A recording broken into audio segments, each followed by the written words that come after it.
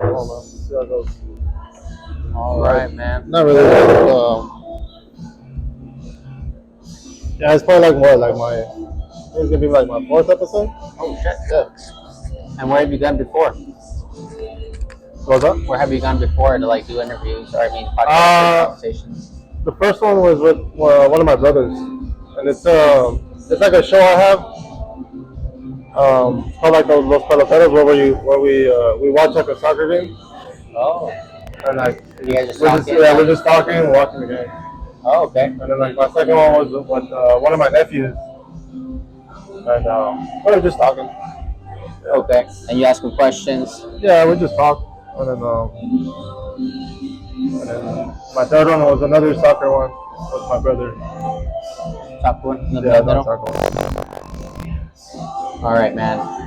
Whenever you're ready. Cheers, man. Cheers. You're good, though, man. But I just want to say thank you, man. Oh, you're very welcome, man. You're very welcome. Joining me, man. I'm here. Joining my show. I'm here. It's actually called. It's a funny name. It's Espagheddie, an Espagheddie show. Espagheddie show? How did that happen? So the name, I go by Eddie, and one of my favorite one of my favorite dishes from my mom was her spaghetti, and then it was like, the way she cooked it. Dude, it was like I can relate. such a Mexican style, man. I can relate, bro. And then also the way she said it, Espaghetti, you know. So it's that's like, how she say it too. That's how she would say it. So it's like that was one of, like when I would think back, like I'm just like one of my favorite dishes was like her spaghetti. Like I don't know, man, it was just different. Was it the creamy one, like the creamy spaghetti? No, it was just like the regular tomato sauce. Oh, okay. Like just the regular, like she'll get the noodles. Just like the regular, the way you cook it. Okay, just there's something about it though. Yeah, she would chop it up, like it won't be long. Oh. So chop it up, and like it'll be like meatballs. Damn. But like she'll shred the meat, like the meat. Oh, and then like I don't know what it was, man. It was like greasy as hell. It was very flavorful. That's the thing, man. That's the thing. Very flavorful. So my mom would add like some sort of cream to it, a tomato sauce, but she'd add cream to it, and it was like it was like a lighter orange, but it was. I see. Flavorful, man. I see. She's got what you call sazon, which is like they're just like they can almost throw anything together and it just works. Yeah. Like there's no recipe. There's no recipe. Like I asked my sisters, I'm just like, and they're like, there's no recipe. Like they learn by what they saw. Yeah. You know, so it's like. And it's honestly a skill developed because they've learned this works. This gives you about this much flavor. This gives you about this much. Yeah. And it's like that's why it's so difficult to get the recipes passed on. Yeah. You have to just learn it by like, doing it. My mom didn't have no education, you know, so she didn't know how to write, you know. So it's like I'll teach you, but you gotta see. You know, you gotta see like it's always by hand, you know. It's like yeah. At that point, I think this is the amount I'm gonna do. You know, like it's not like teacups and sizes and measurements. It wasn't like that. I've honestly mano, you know. Yeah, mano. Like I've honestly thought about just like having a video recorder in the kitchen whenever she wants to cook something that I know is gonna be good. Yeah. Just to at least see what she grabs, how much she grabs of what. Yeah. But I'm not sure if your mom also does this. Does she make a lot? Yeah, man. Yeah, big old pot, bro. That's Just big old pot, bro. It's like who's gonna eat all that? It's like they thought about like the next day and like the following day, you know. So it was I think it was like more like a, and it wasn't always like one plate. Like now you gotta eat 2 plates. At least. You gotta eat 2 plates, and now you didn't eat. You know? That's why I'm surprised I'm not fat, man. I'm not a big dude. That's because I weigh so much, man. But yeah, the name of the spaghetti show, the spaghetti comes from that. I mean, and they used to call me like at school, like, oh, Eddie Spaghetti. Oh, okay, like so things like that. So spaghetti's always kind of been around your life. So I just put it into one word, you know, and then I spelled it ESPAGH, and then I put Eddie. Spaghetti. Okay. Still works, dude. Still freaking works, man. It works, man. I don't know. But my name was Okairo. Yeah. That was actually derived. A lot of people ask me how did that. Number one, they always say Okiro, which is incorrect. It's always Okairo. Okairo, but it's derived from a Japanese term, which is Okiro. There we go. Yeah. I know it sounded some like Japanese. And Okido means to wake up. And art has always been my passion. It's always like what ignites me, dude. And when I go to LA, oh man, every time I go to LA, I get so much inspiration. And the to, murals, kick ass. the dude. murals, yeah, the murals, bro. Random art pieces on the wall, man. Art is such a flourishing the thing over graffiti, there. man. The graffiti That is such too. a culture, man. Like, that's what I got. I was around that. You know, I grew up in with guys that's all they did. It was tags, black books, you know, like Yeah, all that. that's dope. You're going through I was like, man, I was like, I can't do the lettering, but I can do a character for you, you know, like I was a character guy. Character guy. Yeah, I was like, I suck at the lettering. I can't do shit with the lettering. Like, Damn. But I tried, you know, but what really caught my attention was character. You know what I've noticed is a lot of bigger artists now that I look up to actually started off as graffiti artists. Right, yeah. Like just with their homies on the walls, spray painting. Yeah. I know Cause is like a big one. Yeah, yeah. Cause. I also like, well, I used to like, what's his name? Used to. Gondek Draws. You know Gondek Draws? Sounds familiar. LA? He's from LA, now he lives in LA. I think he lived in a different state. Okay. But he's what showed me, don't meet your heroes. Because I met him once. I heard that term though. I met him once. It's honestly true. And it was not a good experience. I also was very nervous. Was he a dick? Basically. Like he gave you the vibe that's like I don't want to be talking with you right now. Like, okay. You know, but I mean, maybe I just asked some dumb questions. I don't know. Yeah, but he definitely had the LA was vibe. he like? Yeah, that's what they say. You know, like they. Yeah, once you go to LA, it's like a different thing. But I'm sure there's a lot of cool people in LA. I think the people that were born and raised in LA, they're completely different. It's a different vibe. Compared to like somebody that lives in Philly and then comes to LA or a different state. Yeah. Then they get that experience like, oh, I made it to LA, so I'm the shit now. Yeah, you know, so they get that little like cockiness, ego. With that ego. Oh man. Which I don't like. I'm not like that. That's one. I'll talk to anybody. Yeah, no. And honestly, it's that's why I want to stay humble. It doesn't matter how big I get, if I get big or whatever. Yeah. But like whenever people ask me about something, I don't allow the ego to be the reason why I feel a certain way or give me a certain attitude, man. Like I started from the bottom, just like from everyone. I started with like 2-3 pen designs and just like some floppy prints and some like maybe 6 stickers, man. Like I had to share a table, a 6-foot table with somebody. Now I'm filling up a whole 8-foot table. I need to start filling up more. Like I'm running out of space. But like we all started off from somewhere, and everyone, there's people that come up to me and like say, "How'd you do it, man? Like what's your inspiration?" All these questions, and I answer them all like as polite as I can, and I really want to inspire them to see for themselves that they can do it if they really stick to it. That's the biggest thing, man, is sticking to it, staying determined, and being disciplined with it every day. Like while you want to kick it or while you just want to watch a movie and just kick back, you have to kind of work sometimes, honestly. And there's times for everything else. If you organize your time properly, you can do it right. But it does take your free time. See, so the way I kind of see it is I have my job at the hospital, and that's a part-time job. But once I get off, for the most part, most people get off work, they clock out, and they spend their day however they want. They watch a movie, they hang out with friends, they hang out with their girlfriend, they hang out with family, whatever it is. That's their free time. I have to choose where my free time goes, because my free time is the only time I have to work on my business. That's the only time. So I have to really learn how to organize my time properly, because I want to have a nice balance of my friends, my art, my family, and if I have a girlfriend, then a girlfriend, you know. And the girlfriends have to understand that that is a priority for me. So it can be difficult, but I think that's the most important thing, is learning how to balance your time. And I know social media can be so distracting, especially when you're working with it. I work with my social media. That's like the whole thing for me. So to not get distracted and not just start scrolling and stuff like that, and just it's so difficult, man. It's hard because us as artists, we're trying to find that little inspiration spark, like something. That's why I get stuck scrolling sometimes. It's like, oh, Sometimes it helps. I don't look for it, but I know I'm like just scrolling just for the Yeah, okay. There's like a thin line between you scrolling for business and you scrolling for pleasure. Yeah. But it's complicated. But Yeah, it is. It's like but it. no, you have a point, man. It is. But I think when you have a passion, it kind of makes it easier. Oh yeah, that's the only reason why I can do it. Yeah, it's like That's the only reason. you have to be passionate with what you're doing. Yeah, because if you don't have passion for it, dude, then you're just doing it just to do it, and you're not putting your heart into it. And if you don't put your heart into it, what's the point of even doing it? Yeah, you can tell too, like when somebody's doing something for clout or just to, Because get yeah, just to get that attention.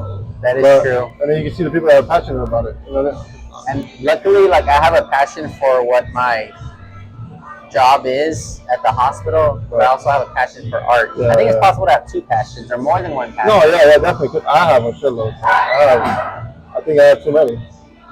Yeah, you have too many. Too many passions. I'm just like, you have what people want, which is a passion. You have more than that. You have I have a lot. I mean, I wish I could give some away, but I just, I stick to what I love. Like what would that be for you? it's definitely art, soccer. I love boxing. Oh, that's good. It's just something I grew up watching.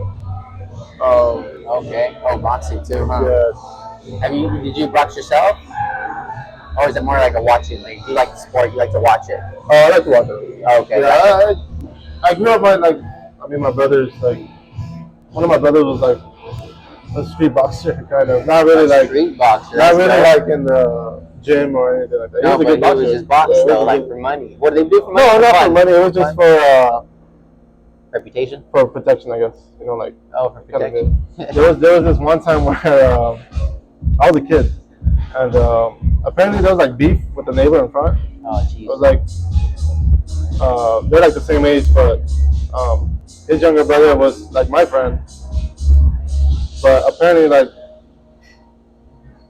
the older brother, he knew how to box too, and it was kind of like I know how to box. You know how to box? Let's Oh, that sounds interesting. Let's spar, and see how it goes. And I just remember I was going to like their front house. It was like a cement, the parkway. Oh man, is that where you guys box on cement? That's where they box on cement. Damn. My childhood was wild. What if you get knocked out? You hit your head on the concrete, man. They weren't really thinking, man. So yeah, they boxed.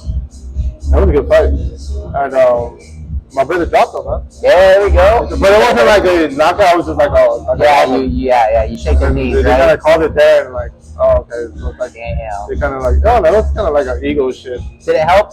Did it help kind of settle everything down, or did it make them more mad? Like, no, I'm gonna get you next time. I think it was like a settlement. I think they knew it after. It was like, okay. But my childhood was crazy, man. I saw so much, Yeah. Where'd you grow up? I grew up in Azusa, California. How was that? The canyons, foothills over there. Like, is it? Would you say it's way different now. Oh, it is? Is that how it was? Yeah, the 90s, early 2000s. Shoot. It was more like, how would you describe Azusa back in the 90s? More calm. I mean, it was calm. I mean, you had your local gang. There's gangs there, though. There was a lot of like little crews too, like which I hung out around them. I wasn't involved, but I knew a lot of guys there. From school or something? From like school, you guys would be from school, from like the neighborhoods and stuff like that. Just like friends. If I wasn't into it, I was just like, I do my own thing, Which is good. I'll see you later. I'll see you at school or something. I think you did the safe part there, man. Yeah, because I seen so much. I seen like the bad shit. The bad shit at all. The fights. The jail time, bro. Jail time, like for what? And it's like, I think I was just like, I see so much of it. I was just like wise enough to be like, I'm into like, I'm gonna play my choice. I'm gonna go draw. I'm gonna go. I only got time for this shit. Yeah. I get that. It's a smart way, I think. It's not easy. But I come from. When you grow up in that area, though, it's kind of like you have to choose almost. Yeah. Want the gang life or It's something. hard though because you're around it. Yeah, I get why I get why people are like doing it and like that's all they know. But it is what it is, man. Luckily, you are in a different place. Yeah, man. That's how it is. I never really had that. Like, I kind of did. I grew up in Riverside. But I guess when I was younger, there was more gang activity. Now it's different. Yeah, it's more. The whole situation is overall just kind of like not as big as it used to be, gang-wise, right? Yeah, it has lowered a lot. Well, I mean, you look at the internet. The internet came along, and changed. I think once the internet came along, you think it changed a little bit? I think so. I think once like 2010 hit, like 2010, 2000, like it just started changing. I don't know. I don't know what it would be. That's interesting to think that it's the internet. I think once I think people started really cracking down. Internet and like technology, like more distractions. Like more games, like video games, and like I can see that. Social media, just like all these other things. I think. For me, I remember there was a big difference because back in the day, when you got in a fight, maybe you just got suspended. Yeah. But then they changed the rules, so you got suspended and you have to pay $500. Oh, okay. So people wouldn't want to fight. Or they'd be like the first fist, Yeah. Well, what I noticed now from now and back then is that there was more fist fights back then. Now it's like, you can get shot. Oh, it's that next level. I see what you mean. Now it's just like wild kids that just like they don't know what they're dealing with. They don't think about the consequences. They think there's something, but I don't think they yeah. I don't know what it is, man. It's something complicated and all that. I think it was more honorable to fight somebody. Yeah, it is because it's like. Because then you guys both have some sort of chance. Yeah, it's kind of like a settlement, Okay. But if you have a gun, then that's just it's different, man. It's a different world, man. It's scarier. It's evolving. It is scarier, man. It's crazy. Less gang. I was actually I was talking to a cop the other day, and I asked him. I was like, man, apparently, I asked him. I was like, how long have you been in the force? He's like, 17 years. I was like, 17 years. So I was like, so you've seen the difference, from back then and now. Yeah. He's like, yeah. And I asked him, I was like, what's the difference from back then and now? He's like, well, I was talking specifically about like the gangs and or the crews and all that. He's like, back then you were able to tell who was who, and then now it's like you don't know who's who's in the gang or who's in. Like we're talking physically, like you guys see that's a cholo over there. Yeah, physically. Yeah, it's kind of like they're kind of reading the book by the cover, but yeah, I know what you mean. I guess they don't really know, It's like as a cop, you almost have to kind of do that, no? Kind of. You shouldn't, but I don't know. It's kind of stereotypical. It's the tough thing. I think that's why it's very difficult to be a cop. Yeah. It's because your life's on the line. You don't know when it's going to be at risk, And then back then, it was like more kids were out walking in the streets, and now it's like they get an Uber, and just go somewhere. They're not really out, but. Yeah, that's true. They used to be out a lot more. Well, I mean, because now kids can just get an Uber and I'll meet you here, You know what I noticed is I genuinely think that I'm the last generation that really enjoyed the outdoor kind of like street kind of community where you're friends with all the little kids in the street and you guys play together. Because now that same street that I live in when I was a kid, empty. It's just basically it's just there's no kids playing around in the afternoon. That's what I'm saying. I think the technology and the internet really took over. Just stay home, you can just stay home. I mean, it's also more dangerous outside, dude. Yeah, I get it. It makes sense because you can I feel safer that my son's in his room playing PlayStation. But it's also like the kids need to be out. Yeah, it's very true. It's something that they have to express. That's the hard thing. Is as a parent, you have to choose whether do I want him to have a normal childhood and risk maybe getting kidnapped, or do I want him to be on a table on the tablet or whatever, and maybe him having suffering like mental anxiety. Yeah. Because that's where that leads to. I think it leads to a lot of mental issues. Social media definitely has like a double-edged sword in that aspect. It can help you a lot of things, but then they could also ruin your mental health. So it's good to. I just recently saw a video about something called a dopamine fast. You ever heard of that? Yeah, yeah, So basically, what we're doing on the phones is we're having these very accessible dopamine hits. yeah, Every time you see something you like, it's a dopamine hit, so you like it. And it's like it's the easiest way to get it. Back in the day, we'd get it through conversation, through talking on the phone, through maybe reading the newspaper, things like that. Oh, I can't wait to go to that party this Yeah, weekend. parties too. It's more natural. Yeah. But now it's just like constantly, like we're there constantly. Yeah. TikTok, oh my goodness, TikTok is like, yeah, the biggest thing for that, dude. So what happens is like once we get off, I'm not sure if you ever felt this, but when you're on your phone for a long time and something like that, you kind of feel drained. Oh You yeah. kind of just like don't feel the motivation to do I've been anything, there. bro. I've been there. And then you don't want to go on anymore because you don't feel the motivation to do anything. Yeah. It sucks, man. So I think it's really important to actually be mindful of like, holy shit, man, I've been on the phone way too long. Yeah. Like, let me get off, you know? I think everybody has to go there, like, where they get that addiction, and then you slump down and you're like, oh, okay, Yeah, now I get it, yeah. okay. But this is why I kind of preach hobbies. I Hobbies are good. think everybody should have a hobby. I think they should. That's very true. So like, this is why I like to sketch old school, like on paper. Ah, okay. So Okay, that's your thing, right? Yeah, that's my thing, like on paper. So that's like one hobby that will keep me away from my phone. Another hobby would be like just going out, man. Like, Yeah, going on a walk, going out, walking your dog. I'll take my kids to the park, like. Yeah, for me, it's just having a conversation with my family. Just going downstairs, because I'd be in my room. I'd be in my room, like just working and stuff. So, but I get tired of it, man. Yeah. Like it can be exhausting mentally too. So you gotta take a break. So that's when I man. go downstairs. It's almost like a routine because around the time when I go downstairs, because I also want to eat. Yeah. So my father gets home around that same time. Right. He's already preparing kind of food for himself. I'm preparing my own food. We're just talking. Yeah. And then we actually even I passively got interested in the novela that he's watching. He explained it to me, and then we're just like watching it together, just talking and eating. So that's kind of cool too, man. That's cool, man. I really like that. It feels fulfilling for me. It's bonding. It's socializing. It's something that's healthy. Healthy for the mind, man. It's Yeah, and I feel like conversations amongst the younger generation is more difficult nowadays because they're not really conversating enough. They're on their phones. Back in the day, if you stood around a stranger, maybe you start conversations very openly.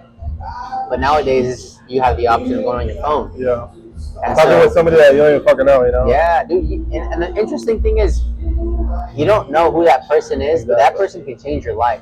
Yeah. And I've had that where I've been at events and I've met some really dope people where now like we're really good friends, and I've had opportunities because of the events I do for galleries, for other events, and it's because I opened up and I was just being friendly, and they liked my vibe, I guess. Yeah, I wanted to talk to you about that. Your work ethic on going to those events.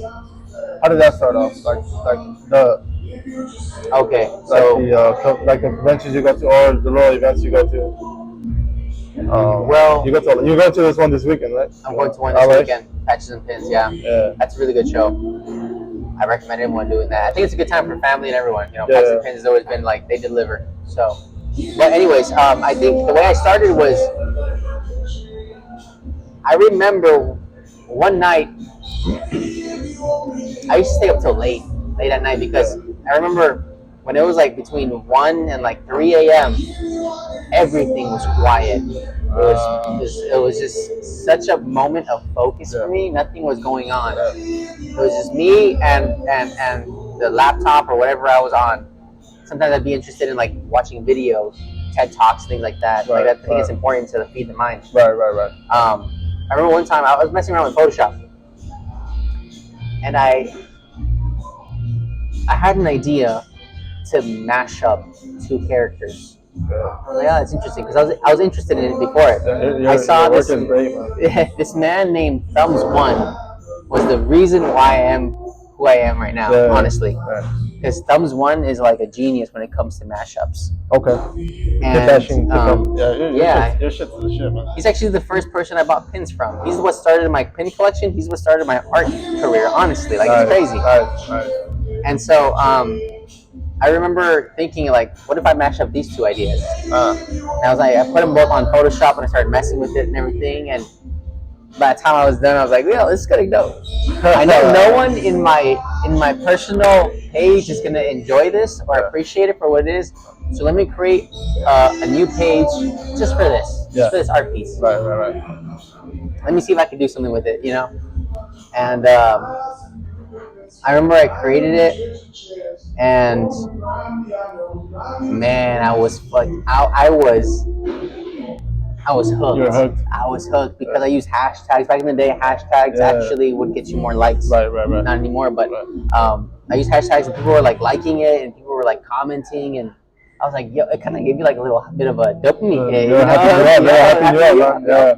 So honestly, I was for the next 6 months, I was so dedicated to trying to do a new design almost every day. And honestly, for 6 months, I almost did a new design every day or every other day. I was like so focused on that, so determined. All I thought about was that. It was crazy. I've never had an obsession like that. It looks fun. Was it fun? It was fun, man. It is, and it currently still is. But the thing is, like, I was so focused on it that I'd get home from work and instantly just think about that. Right. And I created some of my coolest designs, honestly, within those 6 months. Right.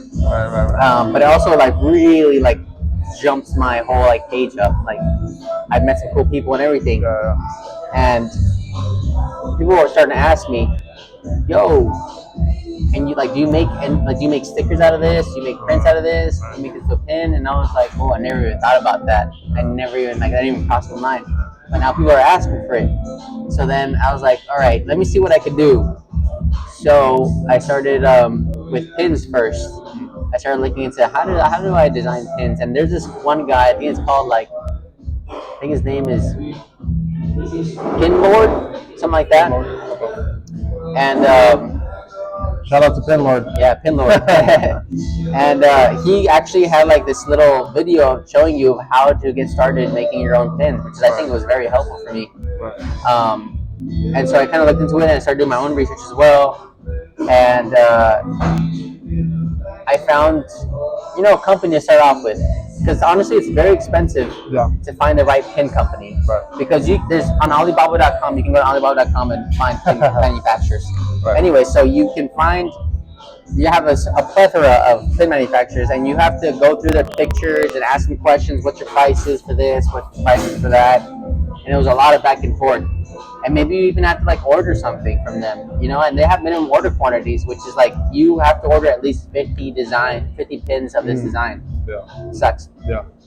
But I also learned how to talk to people, how to talk to them, and what it is that they like need. a relationship. Yeah. And so I did that, but then like after I started, I had my first person, and I did it, and I worked with them, and it came out good. But they still mess it up every once in a while. When you start posting with hashtags of like pins, enamel pins, other companies start reaching out to you because that's their thing. They want to also reel people in. So other manufacturers will reach out. Hey, we're a pin company. Like these are our pictures. Like let us know if you want anything, or if you want us to send you a sample. And that's how I started like working with different people. And then I found my guy finally. And it took a lot of money, a lot of time, a lot of research, but here I am, I finally found my guy, and I've been working with him for years, honestly, for the past 3 years. And so when people ask me like, hey, who's the guy that makes your pins? It's not as easy to just be like, oh, it's this guy. Because I put in all this effort for all this, and for you, I don't even know you, asking me like what it is to like, who's your guy? Yeah. It's almost like cheap, honestly, because are you willing to put in the work that I did? Yeah. It sounds like you want a handout. And honestly, I don't mind helping people. I at least direct them towards Alibaba. Yeah. Like, hey, these are the guys that you can work with, talk to them. But I feel like a lot of people kind of want handouts nowadays. You're up there, hey, who's your guy for this, who's your guy for that, but they're not willing to put in the work. And I think that's one thing that separates the people that quit and the people that continue is, are you willing to put in the work for this, or am I giving you all this information for nothing? And so I started with pins. I dropped them. People were loving them. stickers as well, and prints. I found ways to kind of go about it. I found my plugs for all that stuff. But I remember patches and pins events. They were like basically they're huge for the pins, man. The pin community and everything. I remember back in the day, it was big, bro. And I remember walking through patches and pins before I was even a vendor. I was just like a guy that collected pins, and I freaking loved it. I remember walking through it, and I remember having my satchel with like this right here loaded with pins. Like, so I have like this, right? Yeah. And I have like 4 pins at the time right here. And so when I would walk up to like booths, I started creating a name for myself, by the way. Yeah. So when I walked into booths, people would look at a certain pin and be like, "Oh, you're this," and be like, "Yeah, dude, yeah." It's like, "Oh, nice to meet you. You want to do a pin trade?" Like, hell yeah. And I'd get shout outs, and then the shout outs would lead to like followers and purchases as well. Because some of these people were pretty big in the pin community, and now we're good friends, which is crazy. Like, I saw them up here, and now we're like here, we're bros. It's so dope. And I remember walking to that being so inspired and being like, you know, one day I'm gonna be a vendor here. Like, it's settled. Like, I'm gonna do it. And I was so determined. The ambition, though. Yeah, man, that's what you really need, is that hunger. And I remember being so excited for my first patches and pins. I was like, holy crap! I finally got accepted, and I was so excited, and it was like the best day of my life. And I remember setting up and everything. And honestly, I didn't have a big setup, but like just being there, and I did really good. Honestly, I did really good, and it's just been growing ever since that day. It's just finding like consistent, good shows and creating a market of people that will go to the shows simply because you're there, and creating a relationship with people. It's not just you selling to them, and you want to create a friendship. You know, people are really cool, honestly. And that's one thing I love that, man. One thing that vending life has showed me is that there are so many cool people out there that you don't even know. And the fact that I'm like able to experience so many people in one day, I have so many conversations in a day, dude, with people that are just there, like looking, whatever it is.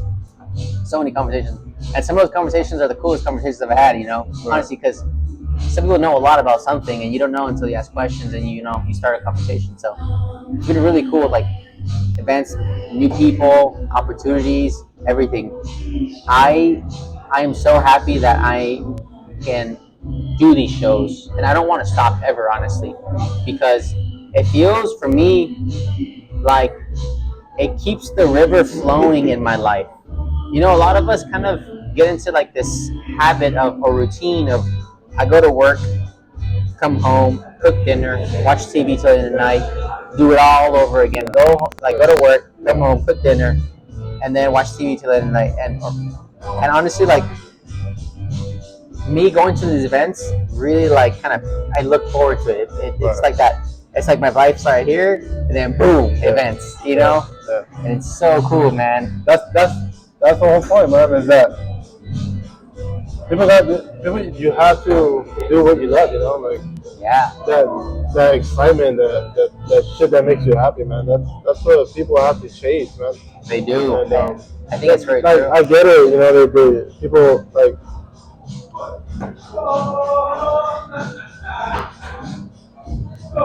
People like stop themselves. Yeah. People become their own critic. You know. I've noticed that. Yeah. And I've seen that, and it's like I've seen it too. Like they do that when nobody it's like they get kind of paranoid. Yeah. They're gonna start judging me. But in reality, no. Like if you be yourself and there's communities out there that will support you. You know, like in anything you're into. You know, anything. You know, also, you have to try not to be scared of judgment, because I've been at events and people have judged my art, bro. They'll tell me this isn't appropriate for kids. This isn't cool. I don't really like it, and it's cool. Like, I don't take it personally, man. I chuckle. I just giggle. Like, that's cool, man. It's your opinion. I'm just a hater. You're not gonna be the one that's paying my bills. Yeah, exactly. You know, so it's okay. It's yeah, it's understandable why people get they People get can get scared defensive too, though. and yeah, defensive. But Yeah, it's not it's I once you get over that hill, man, it's fucking it's paradise. cool. It's Yeah, it paradise really down there. is. I feel like I'm at the point in my artist career where I'm settled, and now I can just grow from here. Like I just Yeah, and so, because honestly, starting is really difficult. it is, man. It Yeah, is. it's like you're on the beach It shores is, and the man. waves are just hitting you. It's like you're building a car, and it's like, how where the fuck do I start? You know? Yeah, It's from yeah. scratch. So man, it's so difficult. But once you get past that, once you become established, and once people start respecting you as an artist, and they like your art, and you start forming like some sort of community with it, it's really awesome. Yeah. And I wish more people could see that. Where did where does your creativity come from? Like where do you get inspired from? What do I get As a inspired kid, from? like I got inspired a lot from pop culture, I'd say, but ultimately, I get inspired from life. I think it's I think creativity comes from being open to almost any possibility you can think of. It's not being focused on certain things. It's not keeping your head down. It's lifting your head up and opening it up and being able to accept ideas. Ultimately, that's what it is, dude. right. It's hard to really tell you where creativity comes from. That's the best way I can explain it because I've noticed that like, two people can see the same thing, Yeah. but one would be inspired to do this, and the other one would be just be like, "Oh, that's a leaf." Yeah. The other person would be like, "Oh no, that could become this, and this, and that," And so it's because that person's able to open up to possibilities of what else it can be. Imagination. Imagination is, and that is a lot of people feel like you're just born with it, which I think honestly, for the most part, maybe you are just born with imagination, but it's also something you can develop Definitely. for sure. Yeah, definitely. Creativity, imagination. And to be honest, I mean, if reality, some people they get their dreams kind of ruined as a Oh child. yeah, it's true. Oh no, you can't do that. You can't do that. No, no, no, no, That no. doesn't make you money. So it's like like they get so used to no's Yeah, that's that unfortunate. and so it can be developed, but most people get they get they doubt themselves. That, oh, that person kept telling me no, so it's like, oh, okay, well, I guess that's not it. Not to talk too much shit on education system, but I think the education Oh system man, yeah. it puts you in a box and it it has you think in a box. It doesn't have you think outside of the box. Honestly, the way I kind of see it, Sure. I don't think for me education, high school, middle school, it wasn't so much inspirational in that sense for me being an artist. Right. I remember being in the art class, and that's where I freaking thrived, man. Right. That was beautiful. I love that. But like, we had to take all these other things, and for the most part, I'm not really interested in all this. How were you? How were you in school? I was good, man. My mom was hard on us. Like, you better get an A, bro. Like, and honestly, there's two things about that, man. One thing is it helped develop discipline. For like, oh, I don't want to do this, but I got to do this. Right. All right, so that's one thing, Right. which is good. And I'm glad that my mom was hard on us for that. But another thing is that three things. One thing is that it also helped being in advanced classes.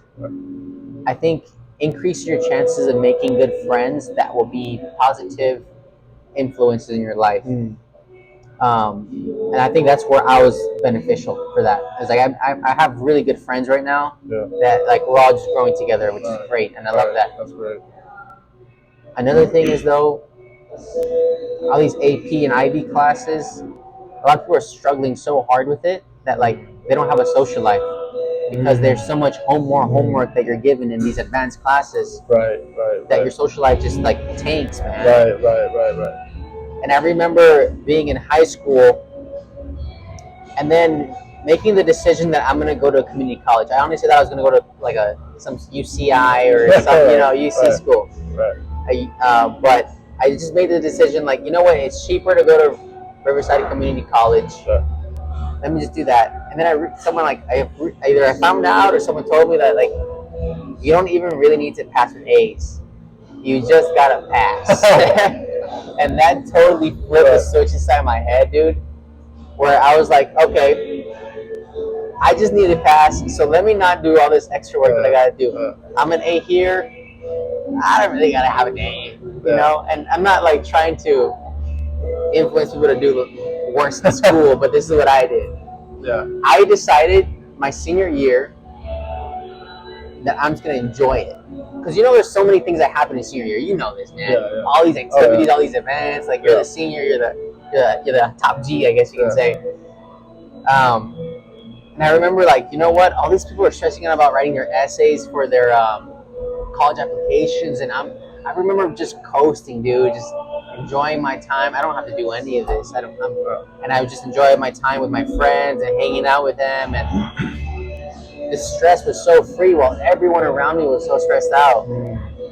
And I don't regret a damn thing about that, because I fully enjoyed my senior year, everything that it was, man. It was stress free. It was great. You're free thinking, not for yourself. You know? Yeah. I just made the decision, like, okay, I'm still gonna do good in Riverside Community College. I'll be fine. I'm just gonna get in. So I just enjoyed my stress free, man. It was great, dude. Stress free. The interesting thing is, I discovered that college isn't for me. Yeah. College is different, man. Honestly, I hate college. It's like, what the hell, man? The minute I remember being in one of my, like, the classes, I got everything right. Yeah. And the minute that the professor said you're gonna be writing a 9-page report, I clocked out, bro. I said, no. You know what? I'm good. Like, because they make you write essays like they're nothing. Like, oh, it's Monday morning. You're going into class. I want you to write an essay about blah blah blah blah, and I have it due by Friday. And I'm just like, dude, like, mentally, it takes so much for me to write an essay. And I've always had a difficult time writing essays. But I think if you're good at writing essays, college is like a breeze. Yeah. Honestly, but if you're not good at it, then oof, you're struggling. There's different people, man. There's those academic people that it's easy They can for just them, do it, yeah. But they lack on other things. Yeah, maybe creativity or something. So I'm the opposite. I was the opposite, man. Like throughout school, I struggled, man. Yeah, it's not easy. I was slow, you know. I wasn't never held back, but I was just like, I don't want to be here. As a kid, you know, like all the way from middle school to high school, like I was like, just so distracted, you know. Certain subjects they catch my attention, like history and like history? A little bit of math, you know, like they catch my attention, but like literature and all these other subjects, I was like, man. But I was so bad, man. I was very rebellious. I was like rebellious kid. Like, you're a rebellious kid? Yeah, turn the page, what? Yeah. But my problem was, I'd drawn the book. Oh, you draw on the textbook? The textbook, man. I'd get in so much deep shit, man. Well, middle school and high school, that was like a big deal. Especially middle school. Like, I would always get sent to like detention and like the principal's office because how would they catch you? Because they have not paying attention. They have different classes, right? Yeah. So how did they catch you? There were certain teachers like that didn't like it. You know, like, but I wasn't you drawing penises on there? No, man, I was actually sketchy, man. I was actually sketchy. I've seen so many of those, man. Everyone. They would just catch me, like I'll be distracted, you know, like, and then they'll call me and it'll be like after the third time they'll come and like, oh fuck, I get caught. Oh, you get caught that way, okay. I want to graffiti, you know, like it was mostly like just whatever was in my fucking head, you know, like I was just draw it. It got so bad in middle school that I got sent to the principal's office. My mom had to come in. They speak no English. Oh man, you had to translate? I was just hearing. I was like, okay. Well. To the point where it got so bad to the point where I think specific teachers had to give me like 15 minutes of free time. They bought me a notebook and some pencils to draw. So I was like, oh, you get 15 minutes of fucking whatever, just sketch whatever you want in this notebook. They got that bad, man. But it's also not like, it's different, bro. Like, they're telling you to do it now. So it's like, maybe I'm not inspired right now. Back then, like, they didn't really understand kids, you know, like, I don't know what the fuck that. Maybe I had like ADHD or something, or some kind of. Oh, I see. Something, but. That's hard for you to stay focused. I just couldn't, I couldn't focus, you know, like, if something wasn't interesting, I wouldn't focus. You know, Okay. I would doze off and do my own thing. So, Okay. and that was my struggle, you know. So even like my freshman and sophomore year, you know, I fucked up those 2 years. So That's hard, dude. I had to work my ass off my senior year. Exactly. Because I fucked up, and I didn't know it until my senior year. That you had to work hard. Yeah, they would tell me like, oh, you know, like, I was hearing, rumors like, well, not rumors, but like they'll tell you like, oh, like you're not gonna graduate. Yeah, like, oh, I was in special ed, like it's not because I was dumb and slow, but I just It's hard for you to get it was just hard for me to focus, like, so I would get like I'd always get not bad grades, but like C's and D's and like. But I mean, there was some classes where I'd get A's. And, like, so I was A in PE. I was always an A. I was like a PE was awesome, honestly. But yeah. So senior year I had to fucking take like a 0 period, and then I had to take night classes.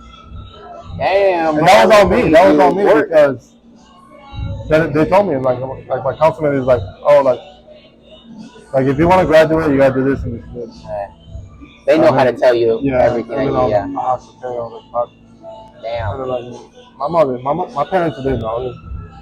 It was just me and myself. Like I was like, oh, you gotta do this. If you really want to graduate, you gotta do this extra work and hustle, man. So like, I remember my senior year. It was like the beginning was like okay, like I was still struggling, and I got sent to the office and I was talking to my counsel, and I just decided I was like, all right, I'm gonna take that 0 period, second semester 0 period, 9 classes. And just, all in like one day, you'd be early as hell and then late as night. Yeah. I mean, it wasn't night school every day, but like 2 or 3 times a week. Okay. Yeah. And to be honest, those night schools were easy as fuck. What is it? Because the teacher is sitting in the corner and he's doing a packet. Pretty much. Yeah, that's what it is. And it was funny because it was in different cities. It was in different cities, so like it was only like 3, 4 of us that were from the same school, and the rest were from like the other school. So it was like nobody really knew each other. So we just. Did you know the other kids from your school? I knew some of them. You knew them, okay. But I wasn't to the point where I would just be fucking around. Oh, okay. I was just like, all right, I'm gonna just sit here for an hour. All right. You're here to focus. Were you able to like finish the packet and stuff? I was able to do everything I had to do to graduate, and I graduated, man. Oh, dude, right on, man. It was a turnaround. I was like, fuck. So did you end up going to college? I didn't. You didn't go to college? I was thinking about the Marines. Oh shoot. Yeah, out of high school, I was like, that also I was really into like the military, Marines. And what made you like? Did you join? Did you not join? Like, what made you? I went to go take the ASVAB. I actually went to the Navy SEALs to take the test. Because I was like, oh, okay, Marines or Navy. How's the test? I'm shitty, like on academics and everything. Oh yeah, test taking I suck ass. And, so I'm guessing it wasn't a. No, I failed. Experience. And I was like, fuck, and I'm like, damn. That's what I was like, I knew if I would pass that test, I knew I would pass the physical, and then I would be in there. So I was like, I failed that test, and I was like, I bummed out. I had my daughter a few years later. Okay, so that became the focus then, right? Yeah, that mindset just turns out that. Yeah, that's true. But yeah, man. So now you're trying to get back in the art. Yeah, well, I mean, art has always been there. It's like something that never leaves. Yeah, something that never leaves, thing, right? Because I did take a few years where I just didn't do nothing.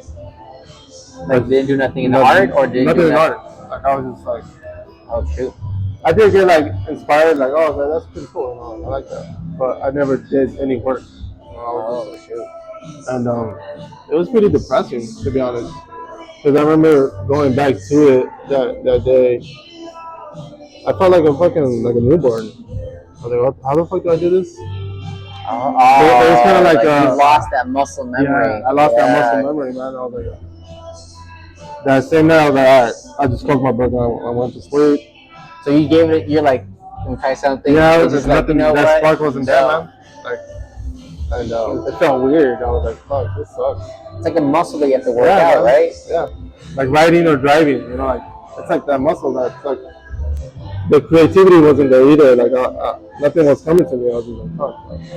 And honestly, that's one thing that we can like talk about is creativity isn't something that's constantly flowing all the time. Right. Like Right. even if you're creative, you're still going to have these creative blocks, man, and those do suck. No, they do, man. But it's for me, what I've noticed is I'm not always just creating.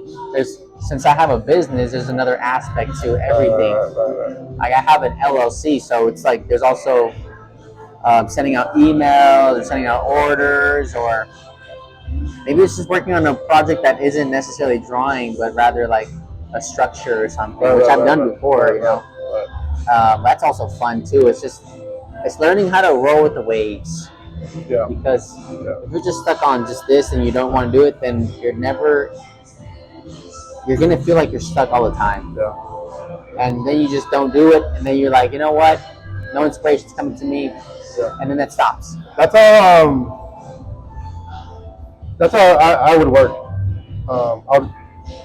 It'd always be like unfinished work. I'll start something. I wouldn't finish it. I'll come back to it later. It's weird because like midway of what I'm working on, like I get another idea. I'm just like, oh shit, I gotta do that. Oh, and like it's like a fucking. You just might have ADD. You might just have ADD. And then like, okay, that's how I am. A few days later, I'll be like, oh, I was working on that. Okay, and then I'll go and I'll finish it. Oh, okay, good. So it's like some work like it'll just be like a fucking rough draft. Like a lot of just rough drafts. I just gotta like, it's like writing. Like you have an idea, you want to write it down.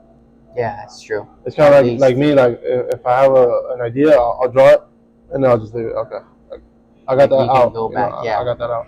So it's like I've learned that because I've had times where I'm like, okay, I'll get to that. I'll get to the idea later, and it just never came. I was just like, you forgot. Like, what was that damn thing that I was thinking about? I always carry like a sketchbook with me.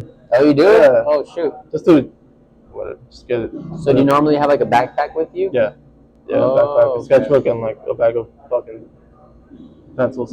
Oh shoot, I didn't know that. I like to rough draft, just rough draft. Like I haven't got like too digital yet. Okay, man, digital. So for digital, that was old school too, man. That was classic, drawing like that. But then I tried, and it was definitely a learning curve. Yeah. But just watching after a couple of videos, you definitely it smoothens everything up for you and makes it look so clear. Yeah. You don't have to no longer take pictures of your art. Right. You just have to upload it. Right, and it also makes it easier for making stickers, making prints, doing almost anything, dude. You have to send them a digital file so they can get it. So I think that's one thing that's actually made my life a little easier in that sense. Yeah. I think it's the future. Yeah. Honestly. Oh yeah, definitely. Art. Speaking of that, what do you think about the whole AI shit? Oh, that's an interesting question. That's I always ask. So artificial intelligence and with art, right? Yeah. I think it's something that cannot be stopped, but something that should be worked with and controlled. I've actually started learning about it. I started doing it. I've had a couple of designs that I've come out with, or that I've designed, I guess. Because the interesting thing about AI is that it does use other people's work. It uses the internet, right? It formulates it into a whole new design. It's kind of like what I do with my designs. I take other people's work, pop culture characters, then I kind of add my own twist to it. Yeah. But to be honest, I've never seen what you do somewhere else. The idea. Yeah, the idea. That you match these together in this way. The idea that you're mixing okay, it's like you're just mixing ingredients, perfect ingredients. It's very clever. I'm just I see that. I guess you gotta be. And so the same thing is kind of like with AI. Is you don't just write I don't know, like a clown with red nose and yellow beanie, because it's not going to really give you what you think it's going to give you. You have to write things like More detailed.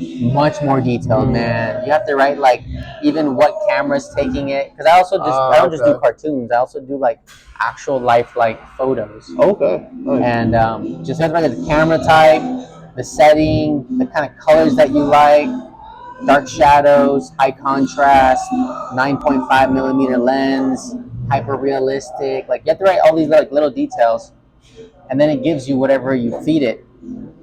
And it also comes with its own like difficulties and complexities. People think that you're just writing these simple things, and you're not. It's not that easy. Yeah. You have to learn the structure. You have to learn the process and the language that it uses. And if you type in that same prompt that you just typed in, it's going to give you new designs. That's the cool thing. So it doesn't just necessarily give you designs over and over. I get you. It formulates a whole other new design, dude. It's crazy. I get you. And it's a slight maybe variation. If you delete one word out of the prompt, it changes it up even more. Like it's interesting, dude. And so I think AI is doing kind of what I'm basically doing. In a sense, it's just the thing is you're not doing it yourself technically. Yeah. You're not doing it yourself. I mean, but if you think about it, I'm still fucking stuck in the past. But people that are doing digital can't be upset of AI. I don't think so. You get me? Because it's the same similar thing. Like it's helping you out. You're not necessarily doing it. You're using a pencil and a tablet. But the way I see it, bro, it's just a tool. Yeah. It's a tool that, and I think it has to like slowly be accepted by society, which I think it will be. Honestly, it's like when the new iPhone came out. Like, what the fuck is this? Like, yeah, we don't want it. Like, what is this? New? But that's how it is. It's I mean, people like you are gonna succeed because you're adjusting. Yeah, yourself. that's very important. You know what I mean? So people that gonna be like, fuck that. You know, don't let your pride be the reason why you're. The train's gonna keep going. The train's gonna keep going. You're gonna be stuck in the same. Yeah, you can keep your pride and stay stuck in the same position, or ride that train. Yeah. That's gonna take you to fucking better places. Yeah, accept whatever criticism comes with it. Whatever, like those people aren't really your fans, anyways. Yeah, I mean, I get it. You know, I get it. It's like I also see it as a way of making money for me, passive income. Yeah. I watched, like, I guess you can actually make some sort of like passive income by using AI art and uploading it. People love to like take cups like this and put the design in print. You know how it's popular nowadays? Yeah. So basically you'd be the creator of those designs in your own way, and then you can upload it to Etsy, and then you're selling digital products. There's no need for shipping. If they just buy it, you send them the Google Doc. And that's that. Like, so you're smart. You're smart. You're thinking more open because it's gonna give you back. You know, like. Yep. Like if you just stuck with one style and you're just gonna stick with that. I mean, it'll get you somewhere, but it's just gonna keep you there. You know, you're not gonna go any further. Yeah. For me, it's just finding different streams of income, man. One thing I've learned about successful people, they don't just have one stream of income. They have multiple, and it's good to multiply it. Yeah. And this is just, for me, would be another stream of income. I don't want to worry about just having my art or my hospital job, which is actually good. That's already two right there. Boom. But having another one that's almost passive is fucking great. I would take that. Yeah. Why not? It's art. I mean, at the bottom line, it's art. You know, it is. It's something that. And it works well. You know. I don't know. It's not easy, but if it makes you a little bit of money, then you can just. It's the future, man. It's that, and then next thing you know, give me something else. And it's not gonna stop. Dude, that's the thing, bro. That's the scary part about artificial intelligence. It's not gonna stop. It's gonna grow. I remember watching a video of this man explaining the intelligence of artificial intelligence, and actually how it's growing. It's almost like a conscious entity. Yeah. And it's saying like around this year, it had the knowledge about 2-year-old. Then it had the knowledge of 5-year-old, and now we're at the knowledge of it being 10-year-old. But you're seeing like this movement like this. Yeah. So there's this thing where it's like once it reaches a certain level, it's almost gonna hyperspeed. Right. And it's gonna advance so quick that we're not gonna be able to keep up. Right. And that's the dangerous thing about artificial intelligence, is that it's gonna maybe outthink us as humans, and it's gonna find a way to manipulate us in the way where like It's already kind of doing it with the freaking phones, man. Pretty much. It's already controlling us. You have a phone. So. Yeah, like there's something about the technology that is slowly taking over us, almost like a virus. Yeah. And we're like, yes, come here. Because it's making my life easier. Yeah. Having a phone makes your life easier. Oh yeah. Damn, you got bro. It's TV also, on your fucking. You don't need a fucking TV. No, you can watch it on your phone, man. Yeah. And it just we're giving up our rights and our freedoms for easeability of life. That's always how it's gonna be. Yeah. iPhones now like collects your data. Google says collects your data all the time, and it sells it to other people. If you ever Googled something and then it starts seeing ads for it, it sells your information. The algorithm. It's one of the most valuable things. I'm at the point where I'm like, okay, cool. Yeah, and that's how they want. That's how they want you to be. That's the thing is that there's too much going on. Might as well you just brush it off and. I think that's how we become as a society. Is like, fuck it, why don't I vote low? Back in the day, they used to really fight back. Like, no, I don't want this. And we fight. We have war and battles and stuff. I wonder where we'll be. You know, like if I don't think so. Where would be if we fought back? We'd probably have a better life. Because honestly, like mental health is like a big thing that's going on and we're all struggling with, especially in the U.S. Oh yeah. Honestly, Mr. Blue is the reason why he's the reason why I created like I love that character because he stands for the mental health that we're suffering through. Look, the cigarette that he's smoking is a representation of back in the day when they'd be like, you know what, I'm working hard. Yeah. I need my cigarette break. Give me a break, man. Yeah, give me a break, so you go and you smoke your little stogie or whatever it is, and that's your time for yourself to focus on you, just to like ease the mind and just let go of everything. Yeah. That's what it represents. It's not like him actually smoking cigarettes and carcinogens and all that stuff. That's not what it's supposed to represent. A lot of people do like mistake that. Yeah. Which is honestly why I kind of maybe want to replace it with like a flower or something, because it still represents the cigarette break, but it can maybe be more family friendly. Yeah. I'm still thinking about that, but I don't mind it because I use that too. You know, I use those traits too. You know, like the smoking because it's not. I don't promote cigarettes. I've never smoked a cigarette in my life. It's you're promoting like stress free. Like you need a break. I think that's the what it represents to me. Get a break from life, dude. Do something for yourself. Yeah.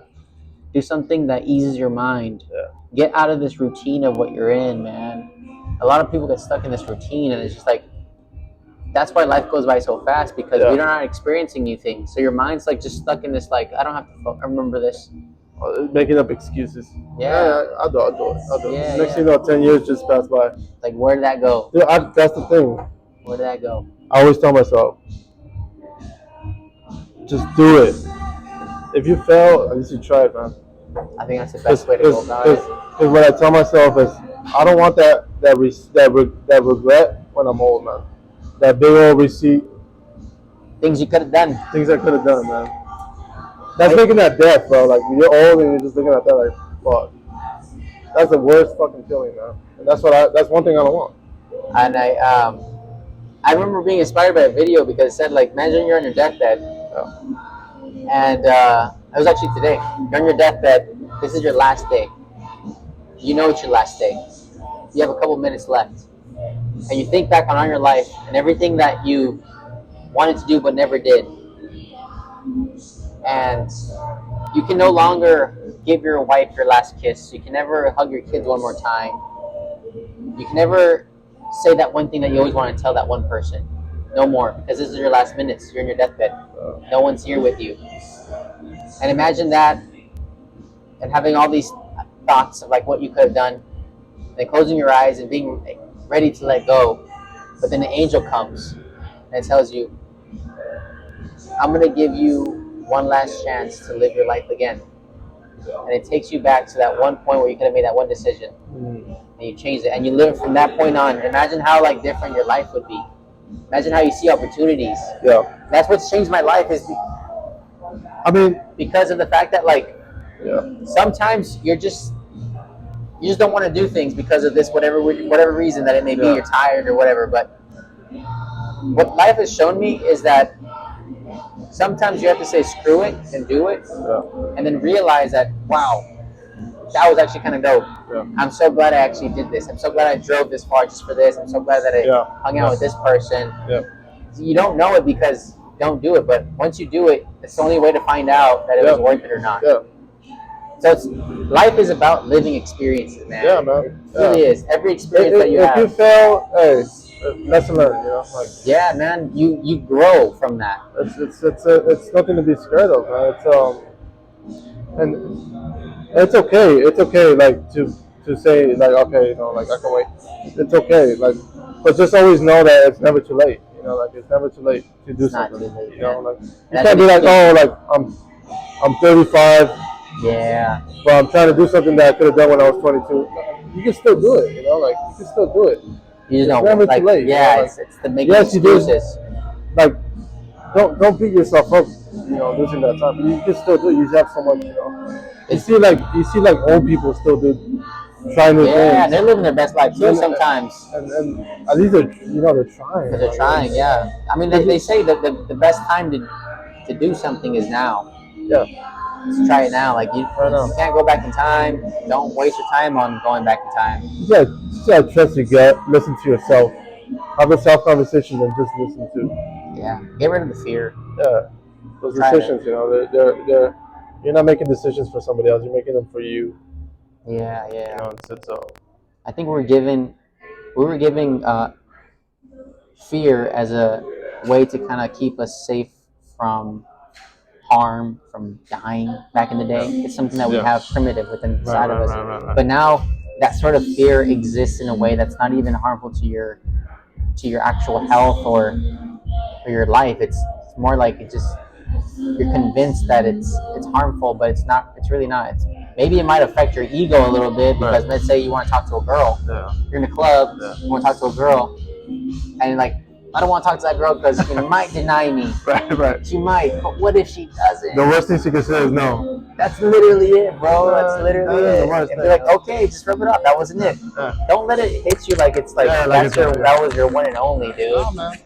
No, it's get like there's gonna be always more, man. More opportunities for everything, and it's about getting back up and just being like, you know what? Okay, cool. I learned from experience. Let me not do that next time. Yeah. And so I think the most wise people in this world are the ones that made the most mistakes. Yeah, man. Are the ones that have observed the most. So it's important to observe, number one, and number two, try new things. Yeah. So that's what I would recommend for anybody. Yeah, that's what I try to preach to my nephews. I have a shitload of nephews. Oh, you do? Okay. I come from a family of we're 11. You 11 brothers? 11 brothers and sisters. Holy moly! I'm the youngest. Oh shoot! Yeah, man. So, and then there's like 35 nephews and nieces. Yeah, man. I was an uncle before I was born. Man. Oh, I can imagine that. Yeah. How old is your oldest brother? I think it was like in his mid 50s. He gave me my dad, man. Yeah, dude. My dad's like in his late 60s, like 69. So. Oh, so they had him kind of young? Yeah. Yeah. Okay. And so like, I always look at my nephews. Some are like, I have two that are older, and then most of them like are in their 20s. And then there's like two waves. They're in the 20s, and then there's another wave, but like when my kids and like the younger generation, like toddlers. So, and then I'm always thinking about them. I'm always thinking about my kids and my nephews. Because they're the youth, you know. How to be a positive influence on them like, and motivate them to do something. Just do it. Just do whatever's in your fucking head, just do it. Whatever's good, you know, that you know it's going to be good for you, just do it, man. Like, I think that's a very good thing. I'll try to have those conversations with them and at least like a quick combo, you know, like, in there, or a message. Sometimes it can be a little frustrating because you don't know. They don't understand how deep that message is. Yeah. They're in their own world. That's the thing is that I've learned just be consistent. They're not gonna be listening, but you know, just keep reminding them. Okay? Be the voice. Yeah, be the voice. Be the voice. If they feel like there's no voice out there, just throw it out there, man. I see what you mean. You'll one day catch that fish, you know. So that's true. Maybe if you're like say it enough times. And if my words don't work, then you know, I'll be the example. You know, like, I'm trying this. Hey, look, I'm trying this. I'm trying that. I'm trying this. Yeah. Look. If I fail, fuck it. Maybe you can succeed. You know, like.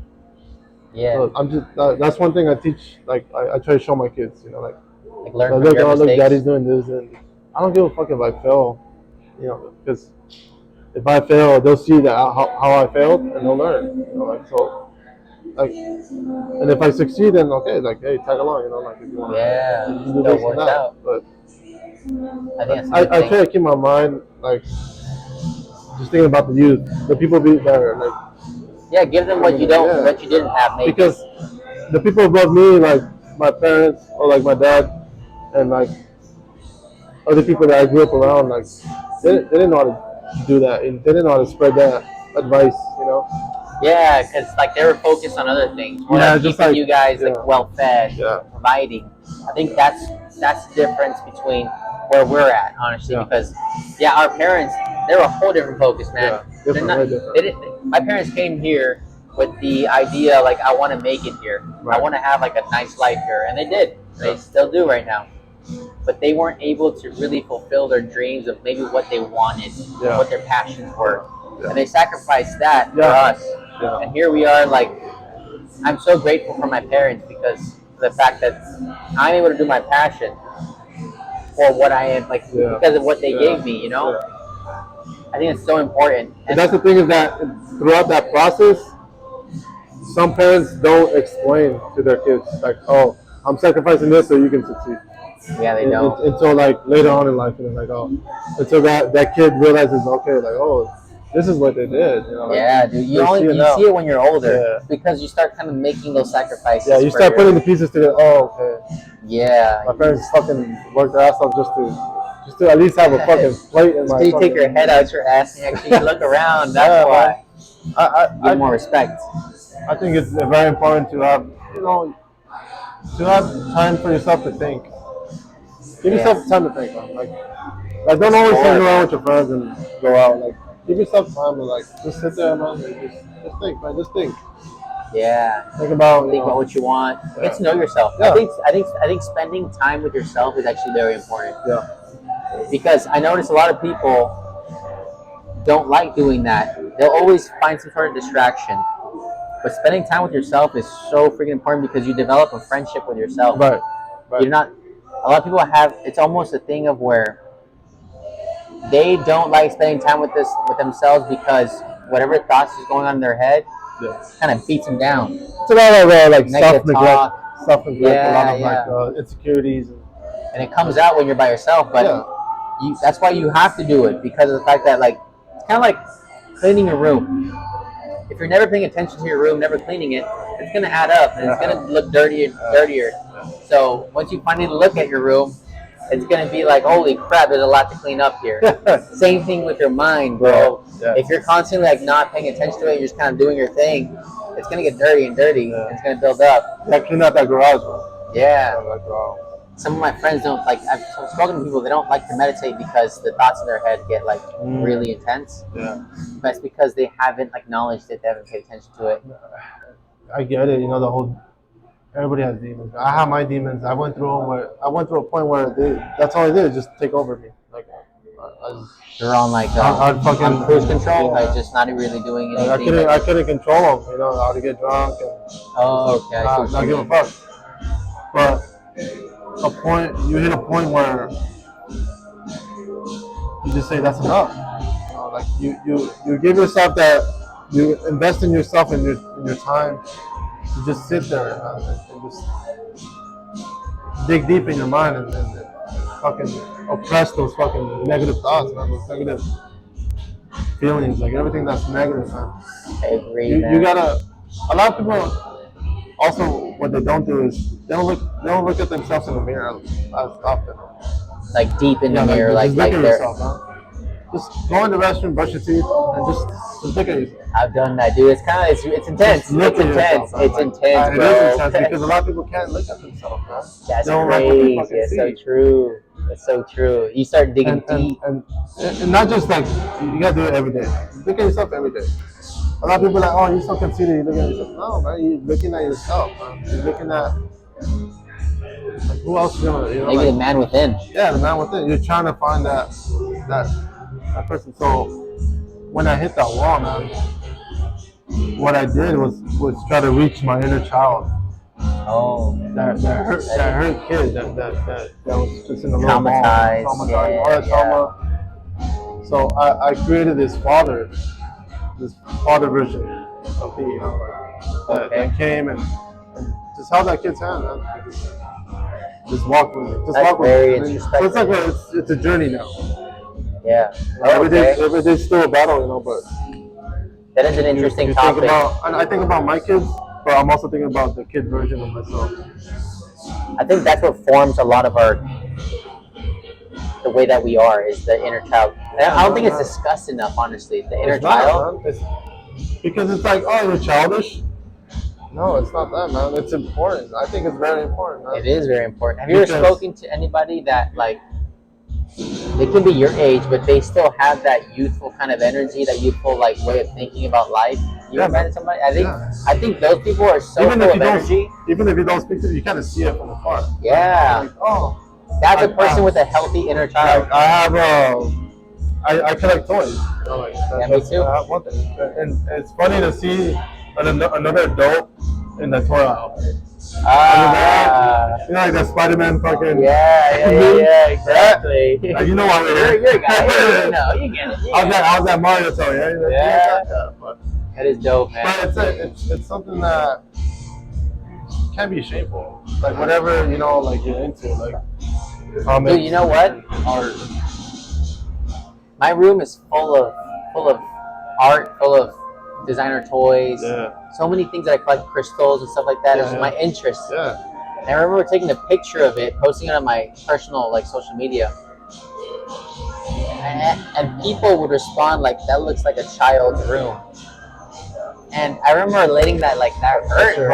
That's like, why are you making fun of me? Like, I took it so personally. You know what it was? What was it? That motherfucker was jealous. He was fucking jealous. He probably looked at his room and it was fucking empty. Probably it is, yeah. But he wanted that, what you had. Because maybe his inner child wants That's what he was told. Like, that's a child's room. You gotta grow up. You gotta grow up. And it's sad, man, because that's a projection of their trauma. It's sad because you don't want that. You don't want other people to be like that. Like if that's how you feel, like, don't be negative about it. Like you see his room, okay. Oh, I want my room like that. Okay, I'm gonna go do it. Yeah. Like, or just design it however you want, man. But I'm not gonna fucking clown you for it, No.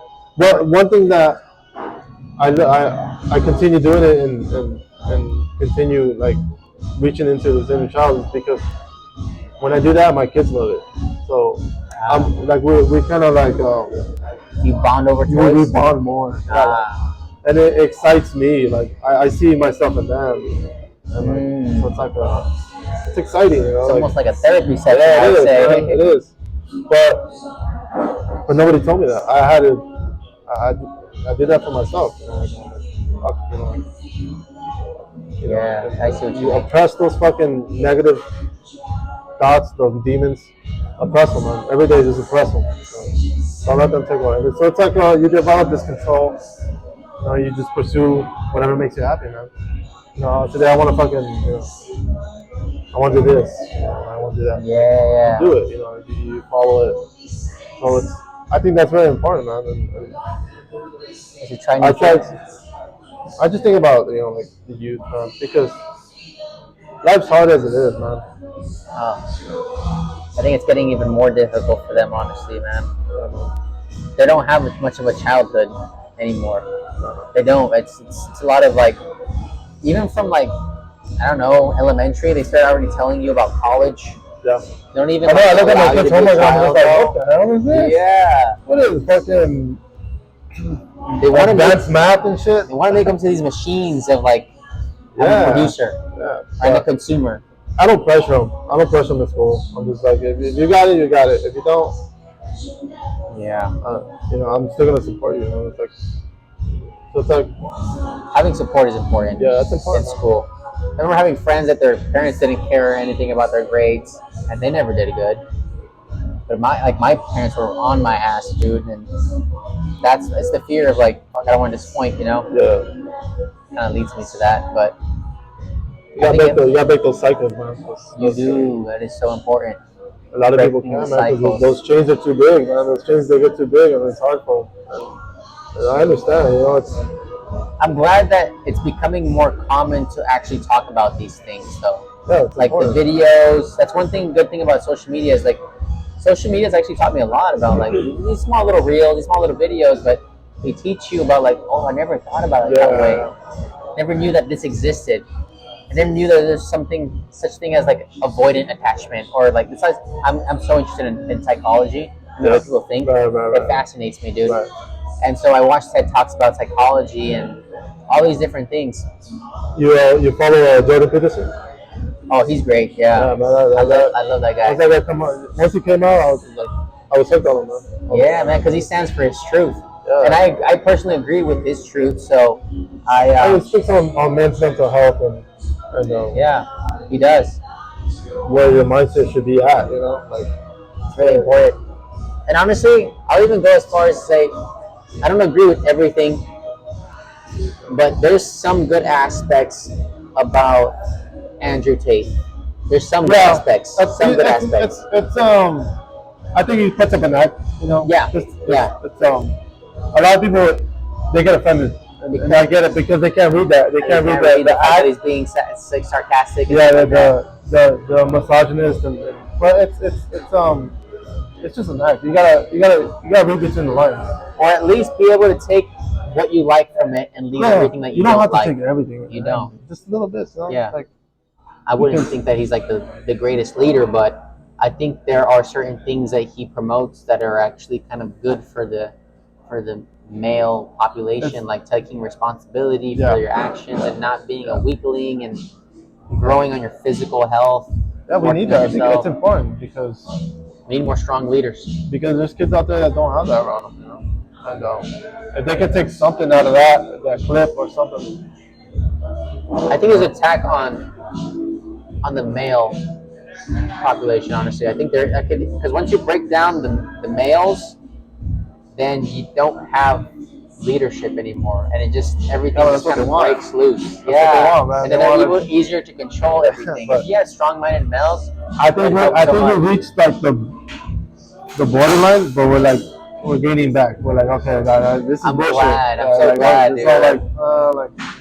Like I get it. There's a balance, you know. We get it. It's not always masculinity and misogynist and feminism, but there's a balance, you know. So you can't. But you know what I heard? I saw this one man talking about the difference between what is toxic masculinity and what is masculinity. The thing is, there's been a lot of talk on toxic masculinity, a lot of it. That's one of the main talks. But in reality, that's just toxicity. It's not toxic masculinity. Yeah. Masculinity is protecting kids, protecting your wife, being a leader, providing security, and just providing in general. That's masculinity. Toxic masculinity, which would be like hitting your wife, stuff like that. That's just toxicity. Yeah. A woman can do the same thing to her husband. That's just toxicity, bro. And so we have to kind of separate what toxic masculinity is.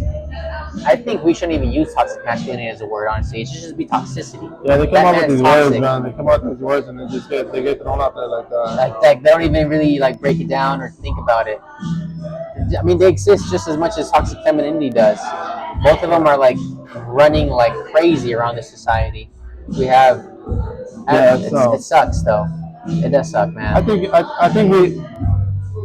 The same thing with this whole transgender thing, like it got exposed. Yeah, it's out there now.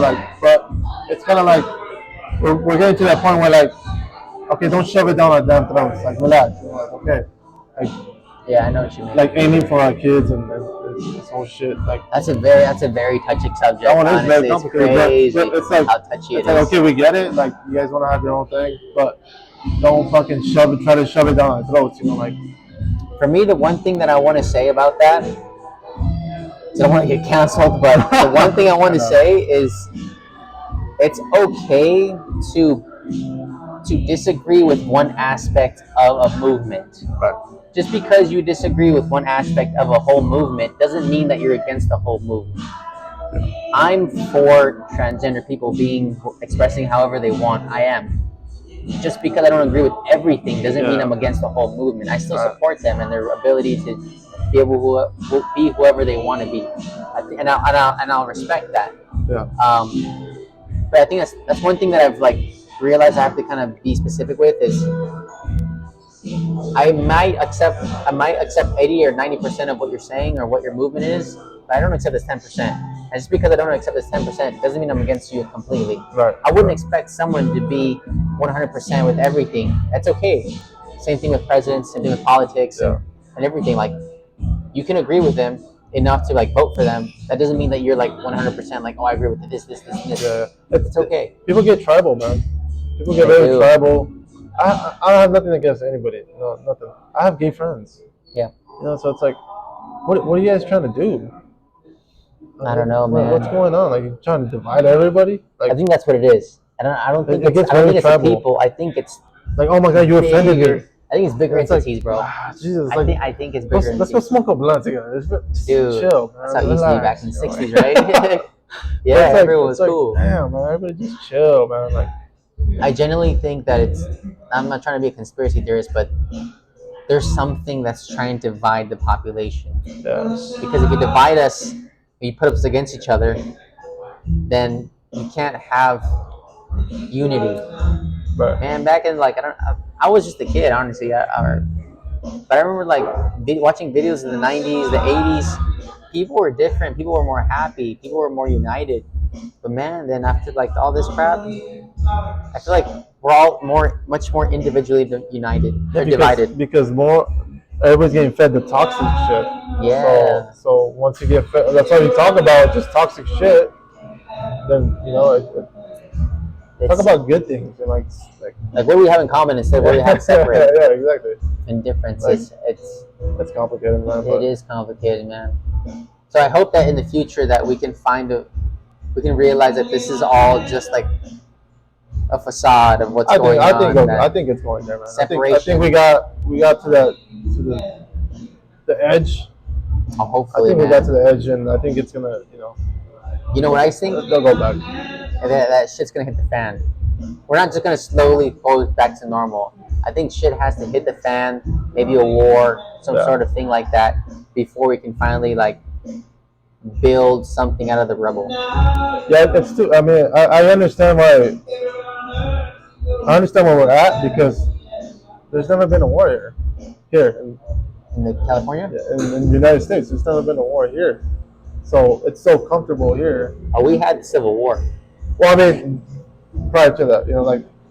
Or after that? Yeah, after that. Okay. There's never been like a massive invasion or something like that. No. Yeah, I mean, so like us doing what because if that happens, okay, everybody's gonna be like, okay, let's get together. Yeah. You know what? You kind of want to wish for it, but you don't. Talking about that, bro. If aliens just came, bro. If aliens just came. Yeah, they're coming, man. They're coming. They're cruising. Dude, have you seen some Yeah, the one in Vegas, man. The one in Vegas. Vegas. The body cam, the officer. I'm just like, okay, give me another week. And them saying like it's an 8 foot, 9 foot beam that they saw, bro. That's crazy. I saw a video of that shit. It's fucking. And honestly, I'm seeing that come out more in the news. I'm seeing it more like they're talking about it more. Pentagon has a group. It's not really like conspiracy. I think they're doing it on purpose, dude. I think there's something coming. Something's coming, man. I think they're gonna be like, hey, I don't know. I'm scared though because you never know what those fucking aliens are carrying, man. It's some fucking kind of disease that just wipe us out like in a few hours. Yo. So I'm sure they have that potential. But then my mind is like so creative. I'm just like, I just want to like see. I want to see an alien. I want to see, but no, it's just sketchy, man. It's like I'm all for it though. So you believe in aliens? Oh hell yeah. How much of it do you believe in? Do you believe that aliens are just kind of coming around and like abducting people and stuff like that, or do you take it one step further and be like, the government has been working with aliens this whole time since way back then? I think you listen to Joe Rogan? Sometimes, yeah. I think he said it best is that once those atomic bombs happen, That's when they came around. Oh, because That's like, when they hey, started we're coming. destroying Yeah, our Earth. they started noticing like, oh, these fuckers got fucking bombs. They can blow each other. So I was like, now we gotta supervise them. So Okay. I believe there's like many galaxies out there, many worlds. I think there's other worlds like us. Like Advanced. I think there's another Ozzy out there like you. Oh, parallel. Do you believe that parallel then, realities? I think that, and then also like just new fucking species. I can see that too. You know the way I kind of see it, parallel realities, like every decision that okay, so the way I kind of see it is like a radio station, right? Right. You put it on FM, AM, whatever. It's still existing within the same space, yeah. but it's just signaling towards a different vibration or frequency. Right. I think that we could be living in the same reality here. Everything's vibrating at a certain frequency, but every decision that you make, for example, using the restroom right now versus you waiting like an hour, those two are different realities now. Right. Or you taking this street versus that street, there's another reality of you that took that street, maybe died, bro. But that wasn't your path. The Matrix, bro. It's the Matrix. It really is like that, dude. It's the really is Matrix, like that. It's understanding all those things, and it just splits. And every new decision that you make is a new reality. I think about that shit. Man. It's fun, you know. It's fun to think like that. I don't want to be arrogant, and be like, nah, I should only think. No, I believe it does, man. I think it's fun to have the discussion. But it's something that is beyond our fucking imagination. Our comprehension and everything. Yeah, it something is. That's like I think eventually, maybe like in a few centuries, we'll get there. Hopefully, man. But I think something I believe in. I'm open-minded to everything. I don't only just draw. I create stories. I create realms. I like to write. I just started writing, like just typing. Like shit, just like creating like storylines, like this like that. Planet that fucking has these different fucking creatures in it. Like just I'm letting my creative mind just explore. I think that's a good thing to go about it. Yeah, just coming up with like different stories and just like it's fun. Yeah, it's fun. I'm a big Predator fan. I'm a fan of a lot of things. I just saw the Transformer movie. What'd you think of that? I was watching too. Shit, man. It was that shit. I think it was. I really like that. I like the Beast was the shit. The Beast. All of the. The animal ones. Yeah, the animals. Oh, okay. They were dope. But I thought it was like a low budget compared to like the other ones. You think so? I think it looked like they made Optimus Prime like weak as fuck. Dude, they did. Why? It look so weak. It's smaller. Doesn't it look smaller? Oh, I don't know about that, but no, just his character, what he was saying, his how they represented him. He's just so damaged, like so depressed, so weak. Like that's crazy. I remember, dude, because I remember having that same thought. I was like, bro, what the Optimus hell? Prime. And they even mentioned it in the movie. Like, this is the Optimus Prime that like you've spoken. Yeah. They talk shit. Yeah. That's one thing I didn't like. The talk shit on Optimus or what? No, they just made him look weak. You know, there's this one line that I remember from the movie, and it was about the hawk talking to, I think maybe the gorilla, saying like, yeah, he's not the same Prime. Like he's lost so much. Yeah. And it's true, dude. He's lost so much. That's true. Because they lost almost everything that. This is after, right? New characters, right? Yeah. The time I'm trying to figure out the timeline. Yeah, he's been through it. Oh, yeah, I think so. Wait, what? They haven't really said when it took place. I don't think so. Wait. Throughout the movie. Yes, no, this is after everything. This is in chronological order because I remember they talked to Bumblebee, and Bumblebee was like, yeah, we're cool. Like I've had relationships with. That's what I thought too. So I think it's still within that, but I'm not really sure, but I'm sure they'll fix the timeline. I'm pretty sure. Oh, I don't know. Yeah, we'll see. But yeah, she said that he's lost so much, and I think Bumblebee's the only one that was from the previous movies. Right. Yeah. Everyone else has. Him and Prime. Yeah, him and Prime. Yeah. Those are like everything. Everyone else supposedly either not there or died. I don't know what it is. I have no idea. I don't remember the other movies. It's confusing, but I mean, overall, it was a good movie. I think so. I low-key actually liked it more than the Spider-Verse. No, really? Yeah, dude, I did. Bro, that Miles Morales was the shit, man. The first one was really good, but the second one was just everywhere, dude. It was. And I'm not really a big fan of the animation because it seemed like I was watching a 3D movie without my 3D glasses. I'm Yeah, I being get picky, you. dude. I But get you. honestly, like it's I just get you. it was cool. It was cool. Definitely awesome. But I just like that there was like a million Spider-Mans, man. That that shit was was cool. all that. Oh, I And want to watch it again just to see the ones I missed. you know what I don't get about all that though is like they swear like they couldn't just they're chasing him, right? Yeah. But they swear like they couldn't like they were all like running after him. I have no Like, idea. It's just part of the story, I guess. I guess movie they call it movie There's so much logic. going on that it's like you don't even think about it. I did, I guess. But they call that movie logic when there's Yeah. like something that like obviously could have happened but they didn't, you know. Right. I thought it was kind of cool how he's And that was just part one. There's a part two coming yeah. next year, so And I mean it's fun. I'm a big Spider-Man fan, so oh, so you definitely have to anything see Spider-Man, I'm just like I'm all for it. either that makes you a really big critic of it, or like I'm just a big fan. The more I'm they not do that it. crazy. I'm not like They don't do comic this book right. They do that right. Yeah, I'm not like that. I'm just Some like, are, right? Yeah. okay, just bring whatever, man. It's all As long as it's not like ridiculous and stupid, like okay, what the fuck is this? Like, yeah. I'm all for it. What do you think of like movies becoming more progressive?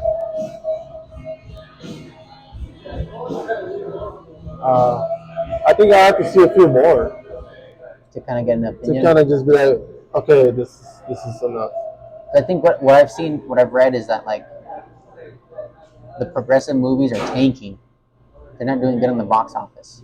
They're That losing is money. true. That is true. So what does that tell the people, the directors? What does that tell us that like maybe the majority of people don't really want these type of movies, or that I think they're thinking more of themselves and not the creativity and the fans.